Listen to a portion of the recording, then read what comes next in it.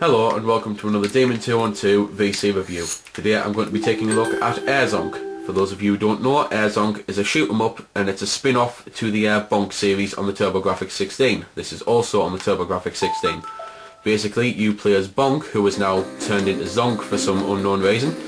And as I say, it's a shoot 'em up. So I'll show you that in a bit. Sweet, spicy and bitter modes are actually the difficulty of the game. So this is a great thing to play if you're just getting into the genre. However, if you're more into harder shoot 'em ups, then this, even on the hardest difficulty, probably isn't what you're looking for. Here we have a screen with a load of monsters on it. These are actually your familiars. You will get these every now and then to help you. Auto automatically assigns you one of them at the start of a stage. Manual allows you to choose one of them at the start of each stage, and alone means you go on it and you don't get any of the familiars. What I'd recommend, however, because I've played the game, I know which one my favourites are. Unfortunately, you can only have one familiar per stage. So because I've chose Moo Moo on this stage, after I beat it, it won't let me choose Moo Moo again, even after 2 or 3 stages later. Standard shoot 'em up, as I say. However, whereas feeling like you're trying to save the universe, it looks more like you're trying to destroy someone's toy box. Because it's a very cutesy shooter. The music's never menacing, although it is really good. So I'll just shut up for a few seconds.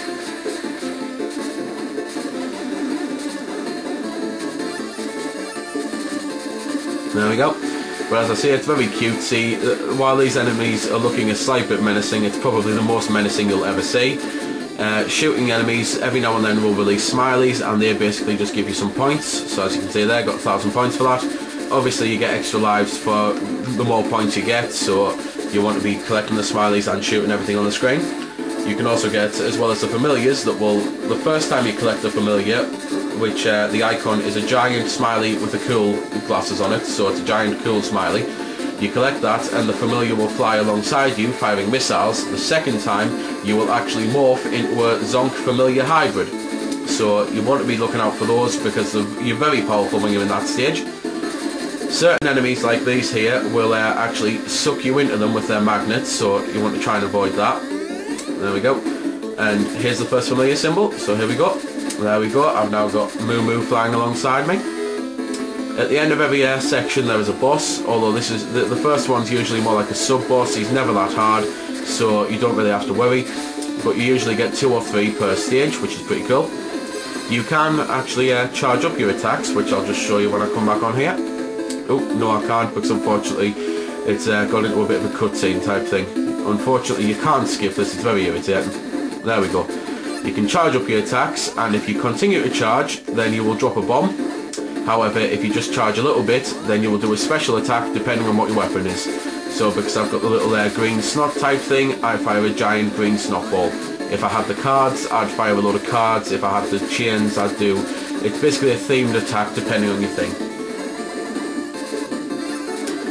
You also, unlike most shooters, have a backwards attack, and basically to try and show this off, if you push select, you will fire behind you. You can do that infinite number of times, and it means you can just go up to enemies, and if there's anything right behind you, then just hit that and you'll destroy them. So that's pretty useful, it's pretty cool.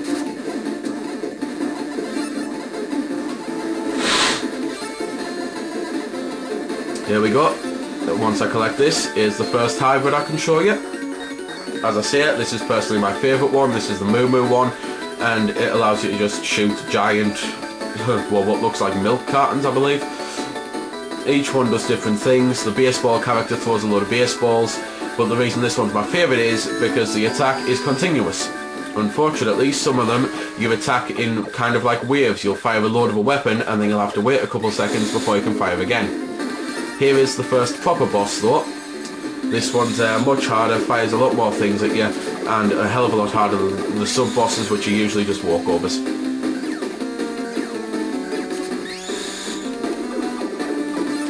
Here's another type of attack to show you. There's loads of different power-ups in the game, which is pretty cool, and unlike most shooters where one hit kills you, it depends on what weapon you have when you get killed.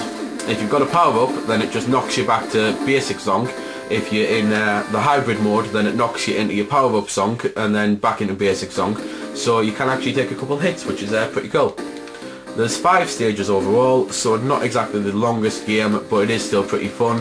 and to be fair, shoot 'em ups never are really that long, although even in shoot 'em up standards this is pretty short. But see, won't let me select Moo Moo now that I've already chose it, so it's going to make me be someone else. So just cycle through the rocket there, and I pushed the wrong button. There we go. So this is Scud. It's a bit of a Scud missile then, obviously. Each of them, as I say, have different powers when you're in hybrid mode. However, when you have them as a familiar, they all just fly alongside your firing missiles, so nothing special to look out for there.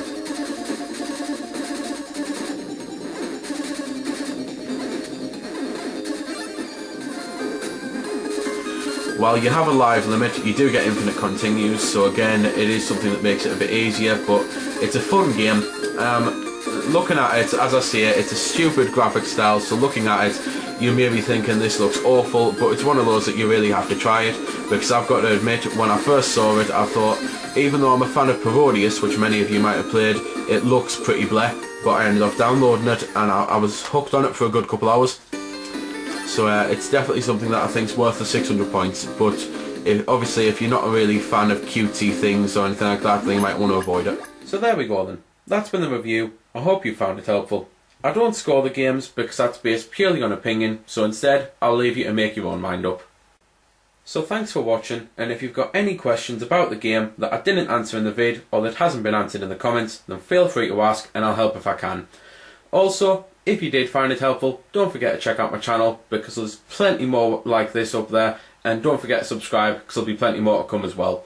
So until next time, this has been Demon212, signing off.